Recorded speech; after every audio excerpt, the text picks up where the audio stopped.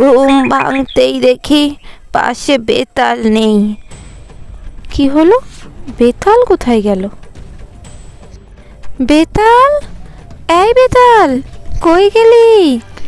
এই তো তুমি। তোমার মুখ এমন শুকনো কেন? কি হয়েছে? কিচ্ছু করতে পারলাম না, কিচ্ছু না। বেতালকে নিয়ে সকালে নদীর ধারে একটু ডুব মারতে গেছিলাম। নদীর প্রচণ্ড স্রোত এসে বেতালকে ভাসিয়ে নিয়ে চলে গেল। না না, বেতাল রে।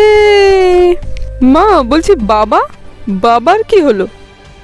তোর বাবা, উনিও কেমন জানি হারিয়ে গেলেন। লোকে বলে জঙ্গলে বাঘে টেনে নিয়ে গেছে, দেহাবশেষও খুঁজে পাইনি।